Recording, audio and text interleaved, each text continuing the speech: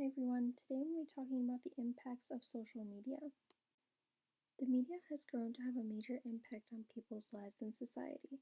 Over time, we have seen the media take over our lives and we now depend on them to relay important information to the public. Since the media has such a control over how they portray current events, they also have the ability to manipulate some of the information that they are relaying to seem more urgent than it actually is. A recent example of a time when social media caused more of a panic than comfort was recently with the COVID-19 outbreak. Back in March 2020 is when the notice of the outbreak began to surface on social media. The news articles began to pop up on social media platforms such as Facebook and Twitter about the outbreak and the effects that it could bring if it did spread. One major panic that the media caused was the fabrication that grocery stores were going to have to shut down due to the pandemic, and that each person needed to stockpile as much food as they could to last them about a month or so. Because of this news article getting shared millions of times and the information being fabricated, it left the underprivileged unable to buy weekly necessities such as milk, eggs, baby formula, and so many more products. This is definitely an example of the conflict perspective. This perspective shows how wealthy social groups are taking advantage of their status to get ahead and to not think about the underprivileged and their needs. Not only does this portray the conflict perspective, but it also shows the division of labor and social structures as the social class.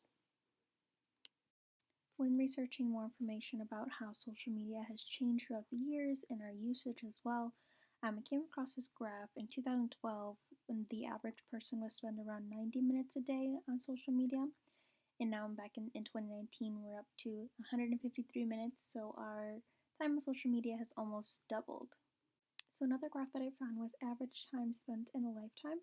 And as you can see, 6 years, 8 months using social media, which is pretty shocking to me, but I guess if you look at it in the broader terms, I guess it's realistic, but crazy to think that.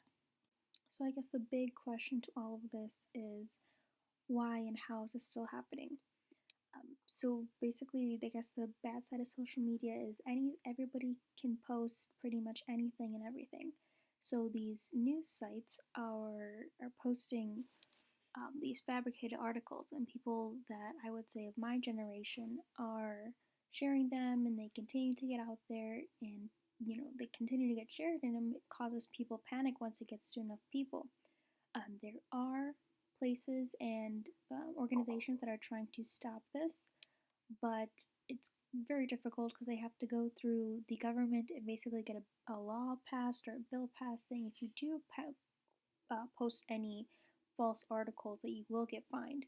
But it's a very difficult process, but they are working towards it. So one organization that's working towards stopping these false articles from getting published is Pontineer. So this is a map of what they have done so far, either around the world. So you can see they've passed bills, they've spoken with government, and obviously they haven't hit it everywhere yet, but they're working towards it, and they are doing a very good job at it. They're making some progress, and we hope to see that they make more progress. So what can we do as students to try and stop the share of false information? Of course, you can definitely support organizations such as Pontineer, but honestly, as long as we check the source that we're sharing the article from, before we share it, it'll help give the attention to those fake news articles that they're so desperately trying to obtain. So that's something that we can definitely do. It's free, it's pretty easy. Just make sure that you're sharing from valid sources. Thanks for watching, guys.